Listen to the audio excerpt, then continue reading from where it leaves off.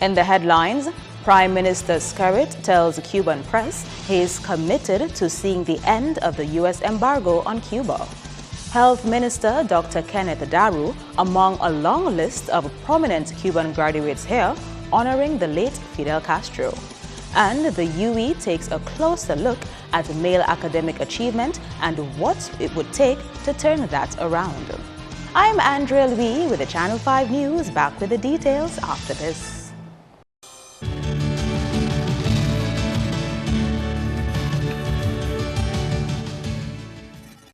Thank you for staying with us. Topping the news, Prime Minister Roosevelt Skerrit has expressed solidarity with the people of Cuba in light of the passing of the late President Fidel Castro. The Prime Minister is in Cuba to attend a memorial tribute for the late former president who died last week Friday. Mr. Skerrit spoke to reporters upon arrival in Cuba, accompanied by other CARICOM heads there to pay tribute to the late President Castro. We are not here to mourn the death of Fidel.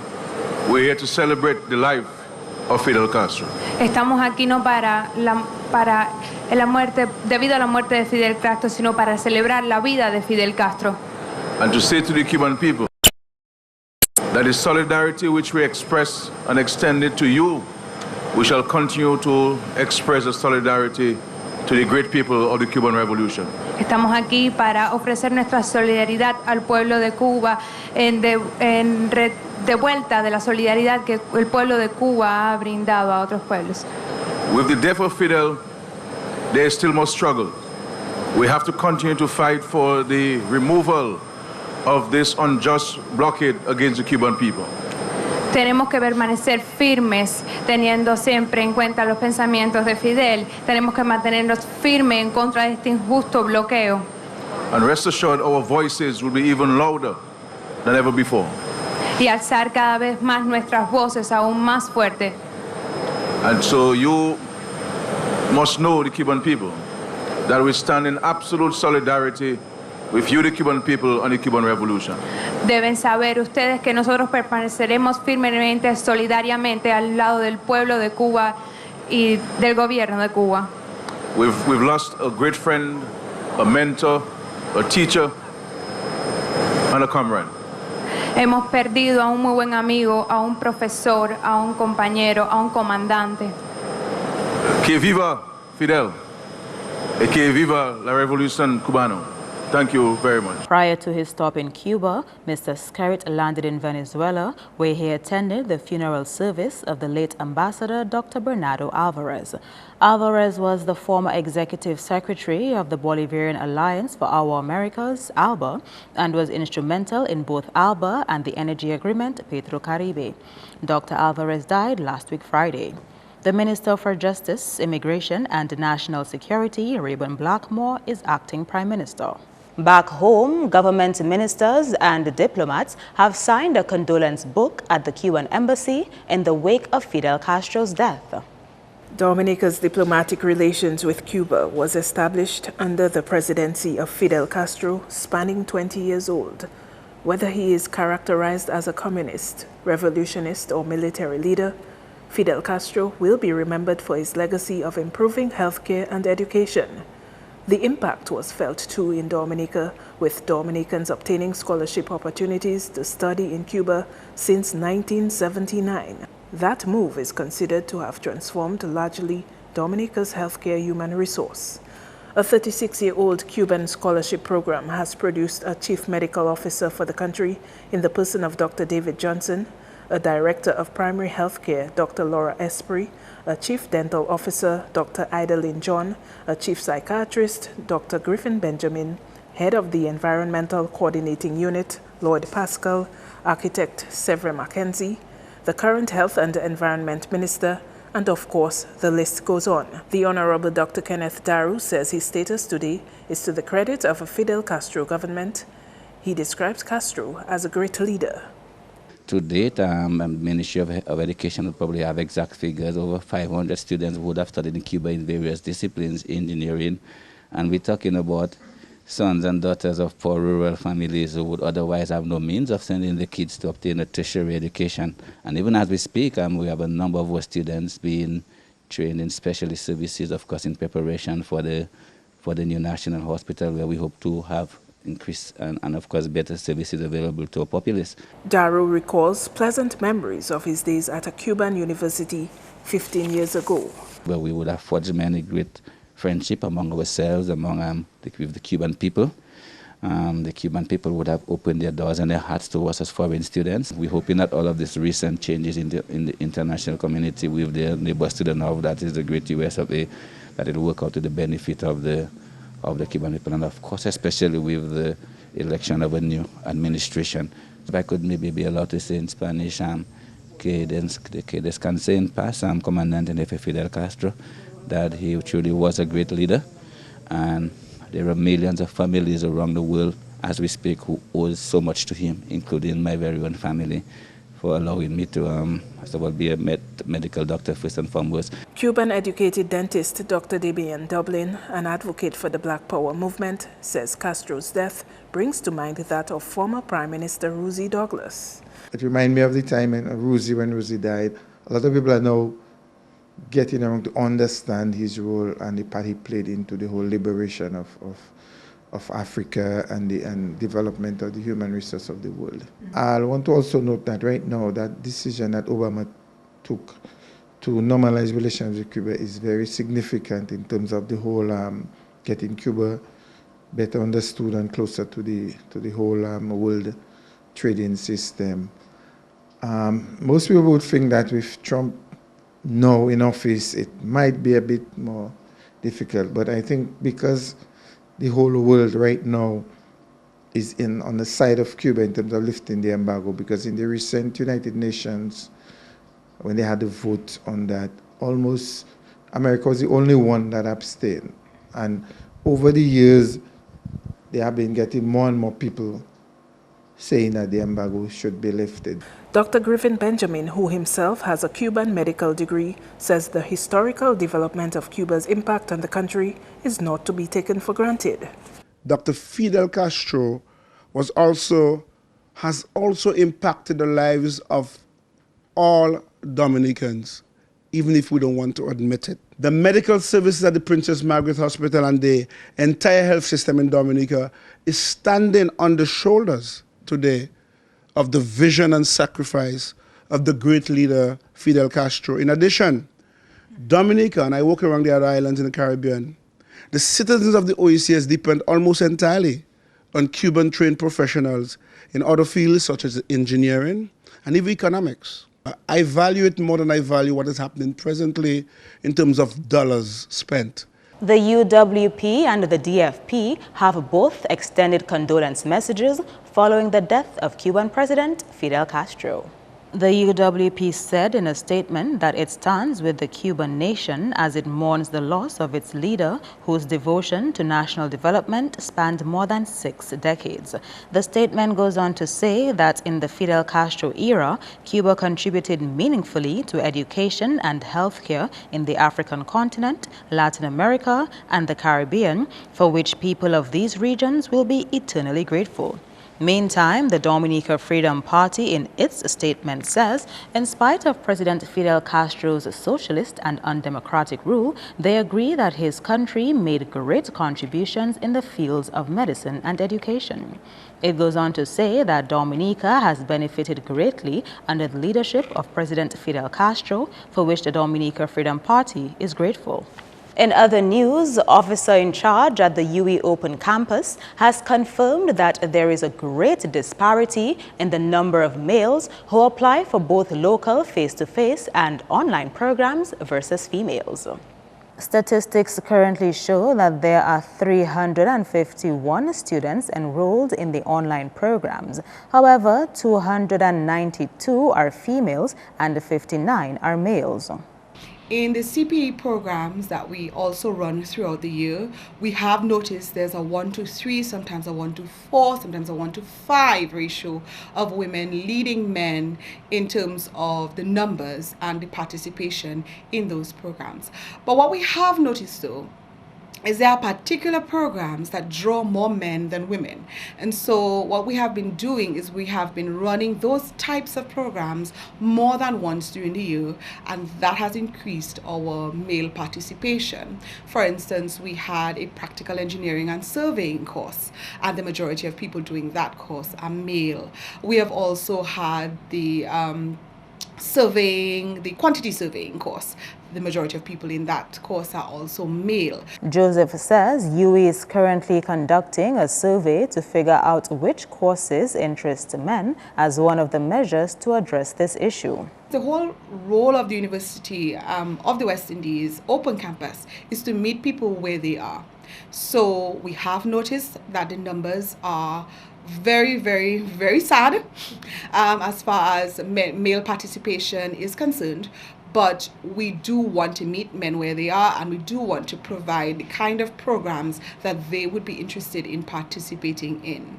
So that would be our own little way of helping with the situation of male underachievement in Dominica. This was one of the reasons for Boys Week, which came to an end last week Friday. Boys Week is an opportunity to place some positive emphasis on promoting male achievement.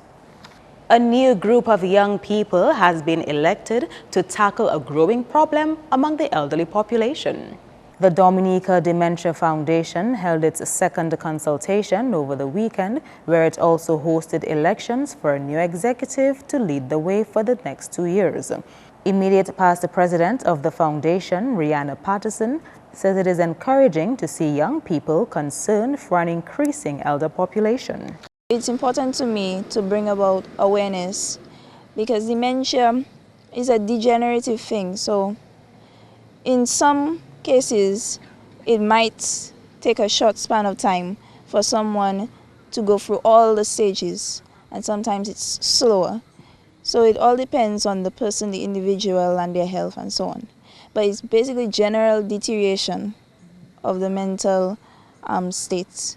So you have a lot of memory declining and so on. It's very bad. She says the foundation is on a serious drive to make the public more aware of the issue of dementia.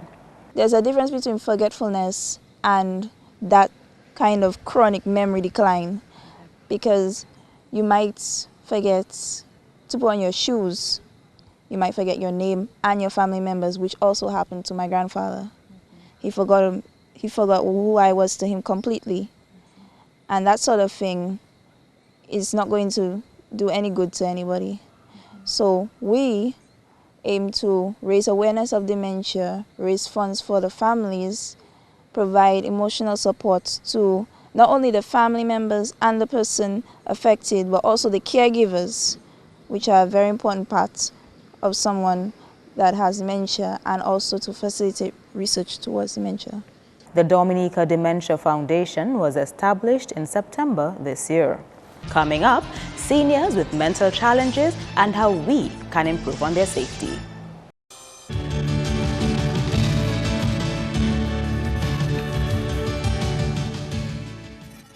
Welcome back.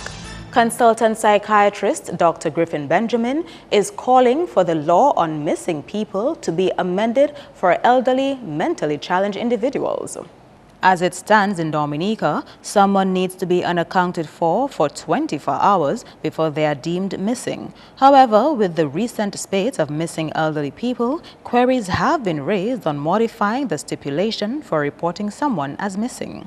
Consultant psychiatrist Dr. Benjamin believes that when it comes to elderly people with mental conditions, the law needs to be adapted for their benefit.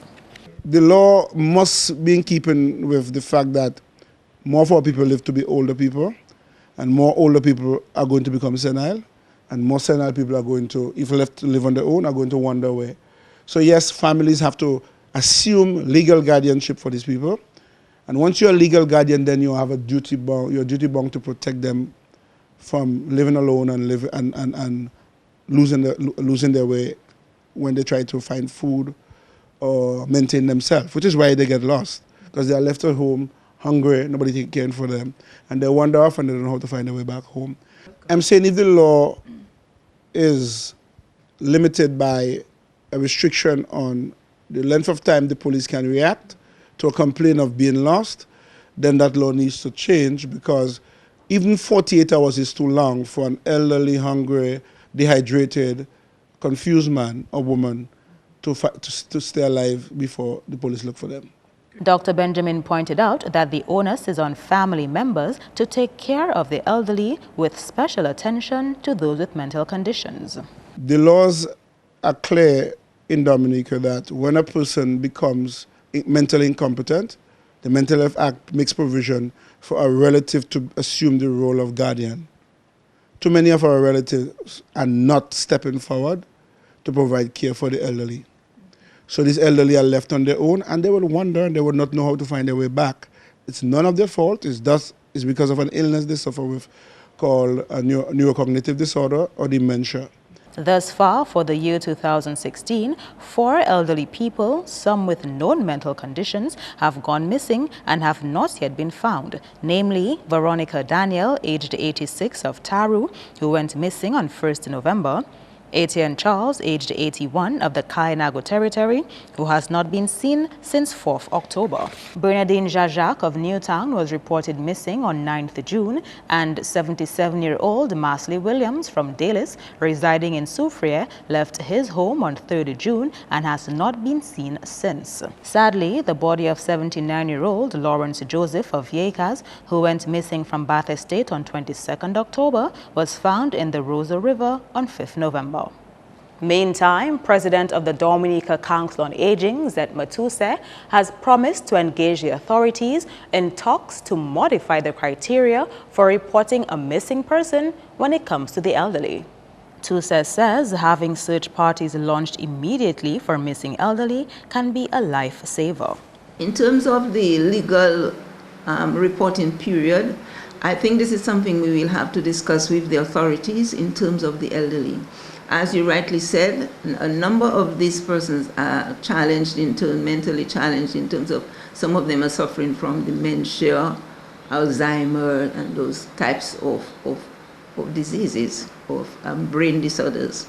And so it affects their level of alertness and awareness. I want to call on the authorities that when a report is made, that the police and other authorities who are responsible for it, that a search is launched as soon as possible after the report is made. Because sometimes I think we delay too long, and that's where we miss the opportunity. The council is set to meet with government to discuss issues affecting the council, including missing elderly people. We usually have an annual audience with the Prime Minister and Cabinet. We have sent in a request for us to meet with them because there are other issues that we want to discuss. So that definitely will be one of the issues which will be on our agenda. And we are hoping that we can do that before the end of the year. Normally we do it between late September, early October, right into November. So November is almost done, but we still want to do it. Meeting with partners, groups, and communities across the island to get them involved in the discourse is also key for the Council on Aging. And a council teacher at the St. Martin's Secondary School has reminded the public that the type of interest shown to our students now will determine their future.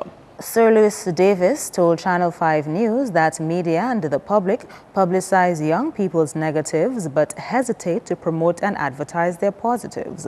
As a result, the school is sourcing funds to host a free event dubbed Business for a Day on the 15th of December to prepare the students for the real world. The number of students who will be leaving school at any given year exceeds the amount of jobs that are available. And a lot of times, our students are not prepared for the business world, success, running and operating successful businesses on their own. So at school, we decided if we gave them that opportunity at school, they'll be living with something that they can go out in the real world with. She says the activity will teach the students the attitudes needed to run a successful business. The values that they'll have to take in not just operating their own business, but for when they're being employed by someone else. So they'll be learning those values, those skills, those attitudes. Also, they'll be learning how to own and operate their own business because everything will be on them. If they're working by themselves, sole traders, they have to bring in everything, the capital, the money, and all the other resources. If they're working in a group partnership, then the resources will be shared, but it will still be them bringing in everything. They'll be learning how to operate, the tips, you know, what is going to make their business successful as compared to another one. So they'll be learning a lot from the activity. Business student Kenisha Mitchell will participate in the upcoming activity. The public should come and support the students, see what they are selling, and it would benefit the students because when they leave high school, they'll have generally a basic knowledge of how the outside world would be, the working world of work. And if they choose to run their own business, they know what they need to do in order to have a successful business. Funds and donations can be made directly to the school. That's news. Your sports highlights next with Kenny Williams.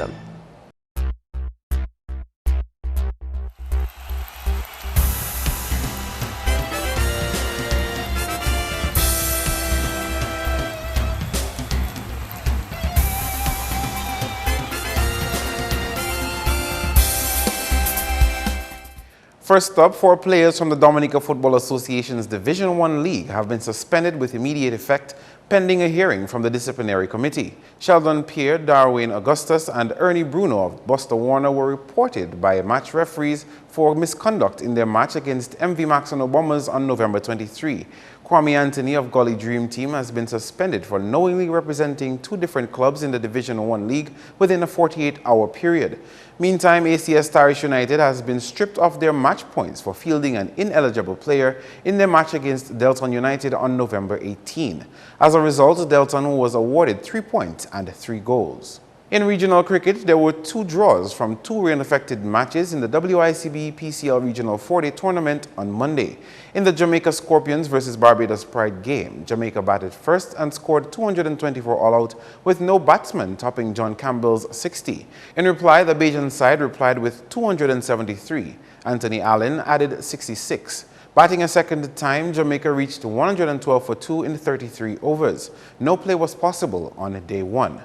Over at Queen's Park Oval, Trinidad and Tobago Red Force opened the batting against Leeward Islands Hurricanes and posted 287 for 8 in the 92 overs. Kyle Hope led the scoring for his team with 86, while Isaiah Raja chipped in with 69.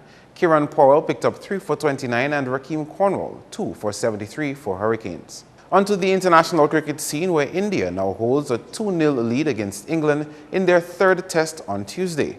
Resuming from 78 for 4 on Monday, England was bowled out for 236.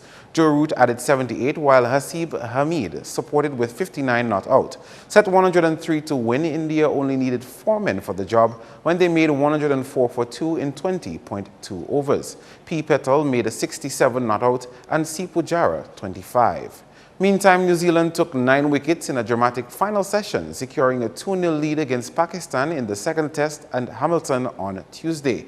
With a target set at 369, Pakistan finished the final day on 230 all-out in 92.1 overs. Sami Aslam had the hot hand for the Pakistani side, scoring 91. The next total closest to that was Azhar Ali's 58. Finally, in sports, after having 7 wins and 0 losses, Maxroy Royal Challengers went down to Dubla Almond Stars by 20 runs in a crucial semi-final round of the 2016 Giant Malt National Rounders League.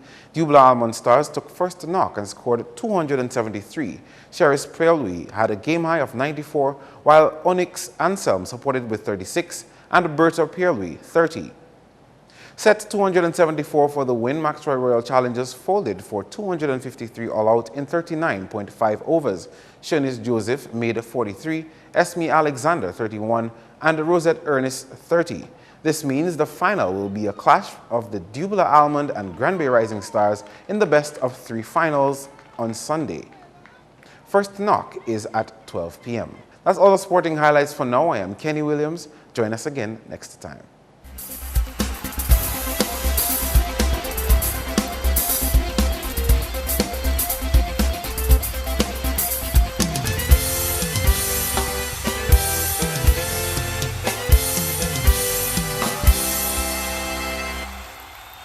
Your weather forecast is next. Good evening, Dominica, and welcome to tonight's weather broadcast. I'm your presenter, Marsha Alexander. We begin by taking a look at earlier infrared satellite imagery and what it showed. This broad area of convection associated with a trough system presently affecting the region, with some of the deepest convection observed across the southern portion of the island chain. Now, taking a look at earlier visible satellite imagery and what it showed, this huge mass of clouds across the region, and this resulted in generally cloudy to overcast skies across Dominica today. Some pockets of thunderstorm cells can also be seen embedded across the south. Now, taking a look at earlier radar imagery and what it indicated, the associated shower and thunderstorm activity across the region, with the heavier showers and thunderstorm activity observed across the southern portion of the island chain. As a result, the flood watch for Dominica was discontinued as of 6 p.m. today. Now, tonight's weather is expected to be partly cloudy to cloudy with some scattered showers and possible isolated thunderstorms. Persons in areas prone to flooding, landslides, and falling rocks, you're advised to exercise some caution. Conditions for tomorrow: partly cloudy to cloudy with a few scattered showers and the possibility of some thunderstorm activity mainly during the afternoon. Sea conditions are expected to be moderate in open water with waves peaking near 7 feet. Small craft operators and sea bathers, you're advised to exercise some caution. For the next 3 days, partly cloudy to cloudy skies with a few scattered showers can be expected tomorrow. However, by Thursday, an increasing cloudiness with scattered showers and possible isolated thunderstorms can be expected. Moving into Friday, partly cloudy to cloudy skies with some scattered showers can be expected, mainly during the earlier part of the day, with a relative improvement in conditions by late Friday. For the rest of the Caribbean tomorrow, generally cloudy skies with scattered showers and possible isolated thunderstorms can be expected across most of the region due to the presence of this trough system. Our international cities forecast: some thunderstorm activity can be expected in New York and Caracas, partly cloudy skies expected in Miami, with clear skies expected in London and Beijing. Sunrise tomorrow will be at 6:16 a.m. and sunset will be at 5:33 p.m. Please remember that we are still in the hurricane season. For more information, you can call the weather hotline at 447-5555 or visit the website at weather.gov.dm. Thanks for viewing. Have a good night. To end the news, the headlines again. Prime Minister Skerrit tells the Cuban press he is committed to seeing the end of the U.S. embargo on Cuba. Health Minister Dr. Kenneth Daru among a long list of prominent Cuban graduates here honoring the late Fidel Castro.